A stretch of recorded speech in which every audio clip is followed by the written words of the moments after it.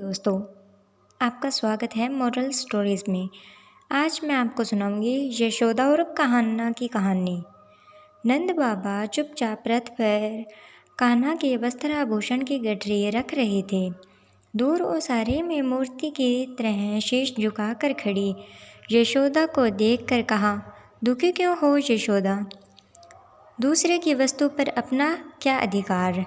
यशोदा ने शीश उठाकर देखा नंद बाबा की ओर। उनकी आंखों में जल भर आया था। नंद निकट चले आए। यशोदा ने भारी स्वर से कहा, तो क्या कान्हा पर हमारा कोई अधिकार नहीं? 11 वर्षों तक हम असत्य से ही लिपट कर जीते रहे। नंद ने कहा, अधिकार क्यों नहीं कन्हैया? कहीं भी रहे पर रहेगा तो हमारा ही लल्ला ने। पर उस पर हमसे ज़्यादा देवकी वासुदेव का अधिकार है और उन्हें अभी कान्हा की आवश्यकता भी है। यशोदा ने फिर कहा, तो क्या मेरे ममतव का कोई मोल नहीं? नंद बाबा ने थके हुए स्वर में कहा, ममतव का तो सचमुच कोई मोल नहीं होता यशोदा। पर देखो तो कान्हा ने इन 11 वर्षों में हमें क्या नहीं दिया है। उम्र के उत्तरार्ध में जब हमने संतान की आशा छोड़ दी थी तब वह हमारे आंगन में आया। तुम्हें नहीं लगता कि इन 11 वर्षों में हमने जैसा सुखी जीवन जिया है वैसा कभी नहीं जी सकते थे? दूसरे की वस्तु से और अधिक कितनी आशा करती हो यशोदा? एक न एक दिन तो वह अपनी वस्तु मांगने ही न। कान्हा को जाने दो यशोदा। कान्हा से अब खड़ा नहीं हुआ जा रहा था। वे वहीं धरती पर बैठ गई। कहा, आप मुझसे क्या त्यागने के लिए कह रहे हैं? यह आप नहीं समझ रहे। नंद बाबा की आंखें भी भीग गई थी। उन्होंने हारे स्वर में कहा, तुम देवकी को क्या दे रही हो यह मुझे से अधिक कौन समझ सकता है यशोदा? आने वाले असंख्य युगों में किसी के पास तुम्हारे जैसा दूसरा उदाहरण नहीं होगा। यह जगत सदैव तुम्हारे त्याग के आगे नतमस्तक रहेगा। यशोदा आंचल से मुँह ढाँप कर घर में जाने लगी तो नंद बाबा ने कहा, अब कन्हैया तो भेज दो यशोदा, देर हो रही है। यशोदा ने आंचल को मुँह पर और तेजी से दबा लिया और अस्पष्ट स्वर में कहा, एक बार उसे खिला तो लेने दीजिए, अब ना जा रहे हैं, कौन जाने फिर। नंद चुप हो गए।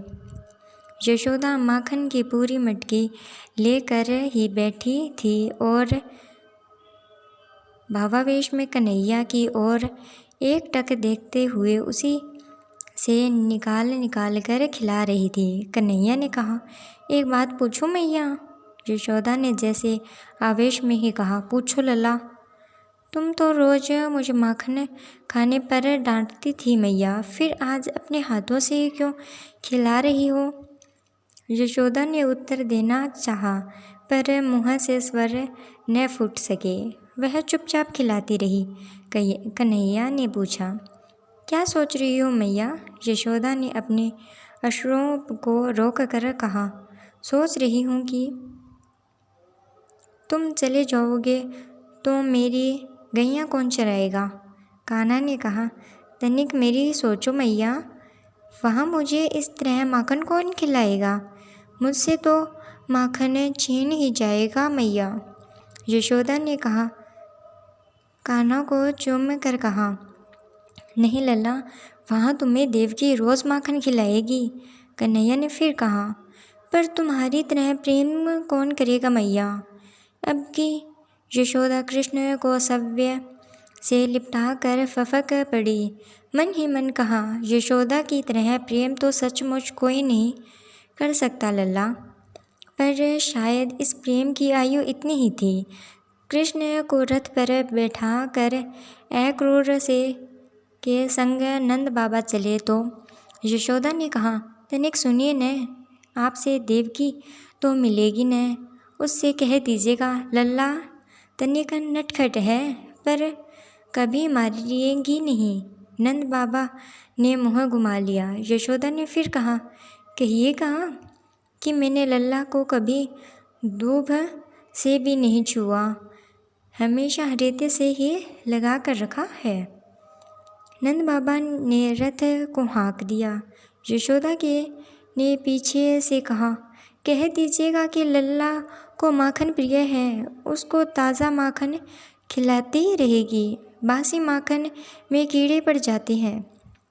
नंद बाबा की आंखें फिर भर रही थी। उन्होंने घोड़े को तेज किया। यशोदा ने तनिक तेज स्वर में फिर से कहा, कहिएगा कि बड़े कोर उसके गले में अटक जाते हैं, उसे छोटे छोटे कोर ही खिलाएगी। नंद बाबा ने घोड़े को जोर से हाँक लगाई। रथ धूल उड़ाते हुए बढ़ चला।